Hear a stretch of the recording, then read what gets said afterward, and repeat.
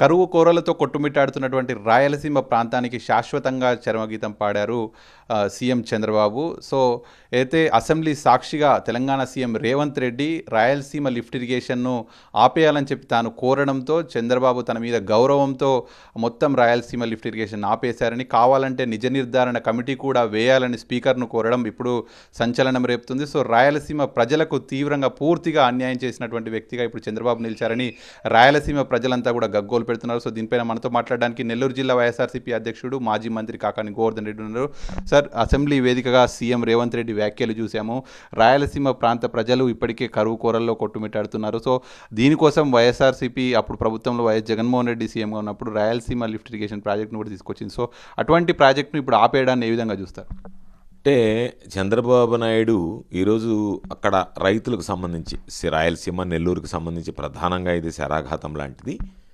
చంద్రబాబు నాయుడు లాలూచి రాజకీయాలకు చంద్రబాబు అనేటువంటిది ఆనవాయితీ, చంద్రబాబుకు అలవాటు. అందులో భాగంగానే ఈరోజు రాయలసీమ నెల్లూరు ఆ ప్రాంత రైతులకి ద్రోహం తలపెట్టేటువంటి విధంగా ఈరోజు చంద్రబాబు నాయుడు ఏదైతే జగన్మోహన్ రెడ్డి గారు తీసుకున్నటువంటి నిర్ణయాన్ని ఒక పద్ధతి ప్రకారం అటకెక్కించి ఈరోజు సాక్షాత్తు ఒక ముఖ్యమంత్రి అసెంబ్లీ వేదికగా నేను మాట్లాడి ఆంధ్రాలో ఉన్నటువంటి ఆంధ్ర రాష్ట్ర ప్రజల ప్రయోజనాలను కూడా చంద్రబాబు చేత తాకట్టు పెట్టించాను, కాబట్టి తెలంగాణ ప్రజల ప్రయోజనం నాకు ముఖ్యమని చెప్పి నేను ఇన్ కెమెరా మీటింగ్స్తో మాట్లాడాను, ఇంకా చాలా విషయాలు ఉన్నాయి చెప్పలేకపోతున్నాను అని అన్నాడు అని అంటేనే చంద్రబాబు అనేటువంటి వాడు రైతు ద్రోహి అని చెప్పి అనేక సందర్భాల్లో మేము చెప్పాం. ఈరోజు అది స్పష్టమైంది.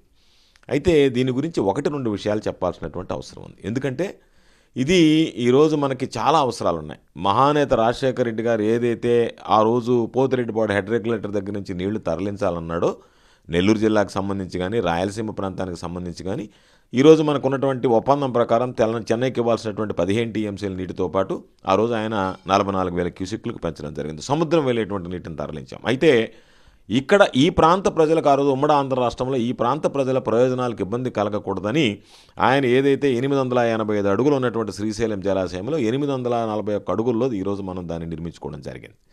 దాన్ని 841 అడుగుల్లో నిర్మించిన పూర్తి సామర్థ్యంలో 44,000 క్యూసెక్కులు రావాలి అంటే 880 అడుగుల లెవెల్కి నీరు వస్తే మాత్రమే మనకు ప్రయోజనం చేకూరేటువంటి పరిస్థితి ఉంది. ఒక పక్క చంద్రబాబు 2014లో అధికారం వచ్చిన తర్వాత తెలంగాణలో ఉన్నటువంటి శ్రీశైలం ఎడమగట్టు కాలువ తెలంగాణ ఆధీనంలో ఉంటే వాళ్ళు ఇష్టారాజ్యంగా 800 అడుగుల నుంచే ఈరోజు వాళ్ళు విద్యుత్ దీనికి జనరేషన్కి నీళ్లు వాడుకుంటుంటే ఆ రోజు మరలా ఇక్కడ కూడా కన్నేసి ఈ ప్రాంతంలో కూడా తిరిగి అధికారంలోకి రావడానికి ప్రయత్నం చేయవచ్చు, మనం ఆంధ్రాలో ఈరోజు అధికారంలోకి వచ్చామన్నటువంటి ఆలోచనతో, దుర్మార్గమైనటువంటి ఆలోచనతో ఆ ప్రాంత ప్రయోజనాలకు సంబంధించి రాష్ట్ర ప్రజల ప్రయోజనాలు, ఆంధ్ర ప్రాంత ప్రయోజనాలు తాకట్టు పెట్టి ఆ రోజు నీరెత్తినట్టుగా ఉండిపోయాడు. ఆ తర్వాత వాళ్ళు ఇష్ట ప్రకారం వ్యవహరించారు.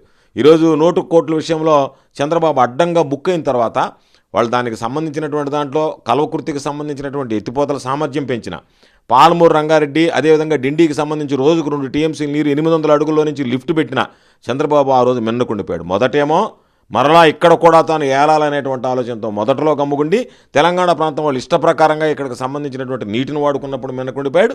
ఆ తర్వాత ఓటు కోట్ల కేసులో మాట్లాడితే మనల్ని ఎక్కడ లోపలేస్తారో మనకి ఎందుకులే అని చెప్పి మన స్వార్థ ప్రయోజనాలు ముఖ్యం, రాష్ట్ర ప్రయోజనాలు అని చెప్పి తాకట్టు పెట్టాడు. 3,825 కోట్ల రూపాయలతో దానికి సంబంధించి అవసరాన్ని గుర్తించి త్రాగునీటికి పాపం గొంతు ఎండిపోతున్నటువంటి ఆర్తనాదాలు వింటున్నటువంటి ఆ ప్రాంతాలకు సంబంధించి గొంతు తడపాలనేటువంటి ఉద్దేశంతో త్రాగునీరు సాగునీరు ఇవ్వాలనేటువంటి ఆలోచన చేస్తే చంద్రబాబు ఎంత ద్రోహి అంటే, చంద్రబాబు ఎంత అబద్ధాల కోరి అంటే వెళ్ళిన తర్వాత ఎన్విరాన్మెంటల్కి సంబంధించినటువంటి ఎక్స్పర్ట్ అప్రైజల్ కమిటీ ముందు కనీసం త్రాగునీరు ప్రాజెక్టు ముందు తీసుకువెళితే ఆ ప్రాంత ప్రజల గొంతు ఎండకుండా మనం కాపాడుకోవచ్చు అని అంటే దానికి సంబంధించి సమర్థవంతంగా వాదనలు వినిపించకుండా ఏ విధంగా ఎన్విరాన్మెంటల్ క్లియరెన్స్ రాకూడదు అన్నట్టుగా ప్రవర్తించి తీరా ఎన్విరాన్మెంటల్ క్లియరెన్స్ రాలేదు కాబట్టి ఆ ప్రాజెక్టు క్లోజ్ చేశామని చెప్పి ప్రజలు నమ్మిస్తే ఈరోజు దాని వెనక ఉన్నటువంటి ఆంతర్యం రహస్యం మొదటి నుంచి మేము అనుకున్నట్టుగానే జగన్మోహన్ రెడ్డి గారు ఆ రోజు నుంచి నిలదీస్తూనే ఉన్నాడు. ఆ రోజు కూడా తెలంగాణ వాళ్ళు ఇష్ట ప్రకారం ప్రాజెక్టులు కట్టమని నీటిని తరలించకపోతుంటే మీరు ఎందుకు గమ్ముకున్నారంటే చంద్రబాబు నిమ్మకు నీరెత్తినట్టుగా వ్యవహరించి ఈరోజు చంద్రబాబు నాయుడు ఆపేశాడు అని మేమేదైతే గతంలో మాట్లాడాం దానికి ఆధారం ఏమిటంటే వీళ్ళిద్దరి మధ్య కుదిరినటువంటి లాలూచి ఒప్పందాల వల్ల ఈరోజు సీమ ప్రాంతాలకు సంబంధించి ఆంధ్ర రాష్ట్ర ప్రజల రైతుల ప్రయోజనాలను చంద్రబాబు తాకట్టు పెట్టాడనేటువంటిది ప్రతి ఒక్కరికి అర్థమైపోయింది. అంటే కృష్ణా జలాల వాటాలకు సంబంధించి ఏపీ సీఎం చంద్రబాబు నాయుడు తన వాదనలు బలంగా వినిపించట్లేదు. సో తెలంగాణ పూర్తిగా జలాలను తీసుకెళ్లిపోతుందని చెప్పి గతంలోనే అంటే నెలన్నర క్రితం కూడా వైఎస్ జగన్మోహన్ రెడ్డి బహిరంగంగా లేఖ రాశారు చంద్రబాబు నాయుడుకు అనేటువంటిది కూడా స్వయానా రేవంత్ రెడ్డి చెప్పారు. సో ఇంత హెచ్చరిస్తున్నా ఒకవైపు ప్రతిపక్షంగా మీరు, ఒకవైపు ప్రజలు అంత గోసపడుతున్నా కూడా ఎందుకు చంద్రబాబు నాయుడు ఈ విధంగా రాయలసీమ ప్రాజెక్టులు మొత్తాన్ని శరాఘాతం పాడడానికి అసలు ఆయన ఉద్దేశం ఏంటి? చంద్రబాబుకి ఏ రోజు కూడా స్వార్థ ప్రయోజనాలు, తన సొంత ప్రయోజనాలు తప్ప రాష్ట్ర ప్రజల ప్రయోజనాలు, రైతాంగ ప్రయోజనాలు పట్టవు. ఈ విషయం మేము అనేక సందర్భాల్లో చెప్పాం. అందులో భాగంగా ఈరోజు తెలంగాణకు సంబంధించి తను ఉన్నటువంటి ఆస్తులు, తనకు ఏదన్నా ఉన్న డిస్ప్యూట్స్, తనకు సంబంధించినటువంటి ఆర్థిక లావాదేవీలు, వాటికి సంబంధించినటువంటి క్లియరెన్సెస్ ఇవన్నీ ముఖ్యమంత్రి దగ్గర చేసుకోవాలా? ఈ ముఖ్యమంత్రి రేపు ఘనంగా నేను ఇదిగో ఇది సాధించానని చెప్పుకుని ఆయన మరలా గెలుస్తూ ఉండాలనేటువంటి ఆలోచన ఆయనకుంది. ఆయనతో పాటు ఈయనకున్నటువంటి తన స్వార్థ ప్రయోజనాల కోసం రాష్ట్ర ప్రజలు ఏమైపోతే నాకేముందో, నాకు అధికారం వచ్చింది, 5 సంవత్సరాలు వెళ్తాను, ఆ తర్వాత నేను, నా తర్వాత నా కొడుకు, ఆ తర్వాత నా మనవడు, ఆ తర్వాత ఇంకా నా మునిమనవను కూడా చూడాలనేటువంటి ఉద్దేశంతో ఆయన అత్యుత్తమైనటువంటి వైద్యం కోసం విదేశాలకు తిరిగేటువంటి పరిస్థితి ఏర్పడింది. అంటే 100 సంవత్సరాలు దాటి బ్రతకాలనేటువంటి ఆలోచనతో. కాబట్టి అటువంటి వ్యక్తి ఈరోజు ప్రజలందరూ ఆలోచించాలి. ఇటువంటి వ్యక్తిని మనం గెలిపించుకునింది, ఇటువంటి వ్యక్తి మనకు పాలకుడుగా అసలు ఇతను పనికొస్తాడా, ఆ స్థాయిలో కూర్చోడానికి ముఖ్యమంత్రి స్థాయి చంద్రబాబు పనికొస్తాడా, ముఖ్యమంత్రిగా చంద్రబాబుని అసలు మనం ఎన్నుకొని ఎంత తప్పు చేశామనేటువంటిది ప్రజలు, రైతులు అందరూ కూడా ఆలోచించాల్సినటువంటి. జగన్మోహన్ రెడ్డి గారు ఈరోజు లేఖ రాశాడు. జగన్మోహన్ రెడ్డి గారు రైతులకు సంబంధించి 2014లో ప్రతిపక్షంలో అడుగుపెట్టినప్పటి నుంచి గణ వినిపించాడు. మొన్న ఈ మధ్య లేఖ రాశాడు. ఏమి రాసినా సరే చంద్రబాబు వెనక ఉన్నటువంటి ప్రయోజనం ఏమిటి అంటే, చంద్రబాబుని ఒక బలమైనటువంటి శక్తి, ఈరోజు నేను నా శక్తిని బలంగా ఉపయోగించానని చెప్పి రాష్ట్ర ప్రజల ప్రయోజనాలను తాకట్టు పెట్టడం కోసం ఈరోజు నేను బలంగా శక్తిని ప్రయోగించానని చెప్పి ఒక ముఖ్యమంత్రి అసెంబ్లీ వేదికగా చెప్పాడనంటే ఇంకా అంతకన్నా సాక్ష్యాధారాలు అవసరం లేదు. చంద్రబాబు నాయుడు ఇంకేమీ చెప్పలేడు. ఏది చెప్పినా చంద్రబాబు నాయుడు ఆనవాయితీ ప్రకారం అబద్ధాలు చెప్పడానికి ప్రయత్నం చేస్తాడు. కానీ చంద్రబాబు నాయుడు ఆ ప్రాంతానికి సంబంధించి, ఆంధ్ర రాష్ట్ర రైతులకు సంబంధించి రైతు ద్రోహి, ఆంధ్ర రాష్ట్ర ప్రజల ద్రోహి చంద్రబాబు అనేటువంటిది ఈరోజు స్పష్టంగా అర్థమైపోయింది. ఆనాడు ఓటుకు నోటు కేసు నుంచి బయటపడాలని కృష్ణా జలాలను వదిలేస్తే ఈరోజు తన శిష్యుడు రేవంత్ రెడ్డి రాజకీయ ప్రయోజనాల కోసం ఏకంగా రాయలసీమ ప్రాంతాన్ని మొత్తాన్ని కూడా బొందబెట్టినటువంటి పరిస్థితి మనకి ఇక్కడ కనిపిస్తుంది. సో ఇక్కడ చంద్రబాబు నాయుడు 2 కళ్ళ సిద్ధాంతం మొదటి నుంచి కూడా ఆయనది కనిపిస్తుంది. అటు తెలంగాణలో, ఇటు ఏపీలో ఆయన రాజకీయ పలుకుబడిని నిలబెట్టుకోవాలనేటువంటి 2 కళ్ళ సిద్ధాంతం కనిపిస్తుంది. మరోవైపు వైఎస్ జగన్మోహన్ రెడ్డి మాత్రం కేవలం తనకు ఆంధ్ర ప్రజల ప్రయోజనాలే ముఖ్యమని చెప్పి స్వయాన మోదీ ముందు కూడా ఆయన గతంలో కూడా చెప్పిన పరిస్థితి ఉంది. దీనిపైన ఖచ్చితంగా, ఎందుకంటే ఒక అపోహ ఉండేది జనాలలో. ఏమనంటే జగన్మోహన్ రెడ్డి గారు మోడీ ముందు ఏదో సాగిలు పడ్డాడు, చంద్రబాబు లాగా పడతాడనేటువంటిది పాపం వాళ్ళు కొంతమంది తెలుగుదేశం వాళ్ళు అదేవిధంగా అనుకొని మాట్లాడేవాళ్ళు. ఆయన మోడీ ముందు బహిరంగ సభలో నాకు ఎవ్వరితో లాలూచీ లేదు, ఎవ్వరితో నేను కలిసి అందరితో అభివృద్ధి కోసం కలిసి పనిచేస్తాను తప్ప రాష్ట్ర ప్రయోజనాల విషయంలో నేను ఎవరినైనా నిలదీస్తా, నాకు రాష్ట్ర ప్రజల ప్రయోజనాలు ముఖ్యమని చెప్పి సాక్షాత్ ఆ రోజు ముఖ్యమంత్రిగా ఉన్నటువంటి జగన్మోహన్ రెడ్డి గారు ప్రధానమంత్రి ముందు ఆయన సమక్షంలో మాట్లాడడం జరిగింది. చంద్రబాబు ఆలోచన విధానము 2 రాష్ట్రాల మీద నా పెత్తనం ఉండాలా, ఒక దగ్గర రాజకీయ పెత్తనం ఉండాలా, ఒక దగ్గర తనకు సంబంధించినటువంటి పలుకుబడి ఉండాలా.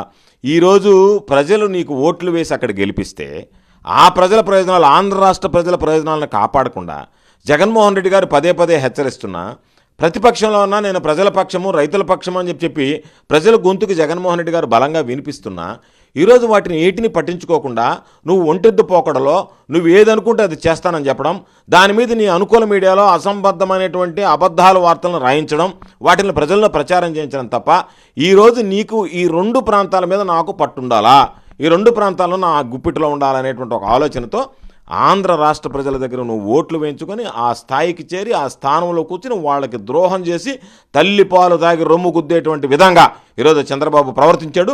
ఇది తీరని ద్రోహం, క్షమించరానటువంటి నేరం. రాయలసీమ ప్రాంత ప్రజలకు తీవ్ర అన్యాయం చేశారనేటువంటిది సీఎం రేవంత్ రెడ్డి చెప్పడంతో బహిర్గతం అయిపోయింది, చంద్రబాబు మోసం చేశారని. సో ఈ పక్షంలో మీరు ఇప్పటికే డిమాండ్లు చేస్తున్నారు. సో నెక్స్ట్ ఫ్యూచర్ కార్యాచరణ కూడా వైఎస్ఆర్సీపీ నుంచి ఎట్లాంటి డిమాండ్ ఉంటుంది?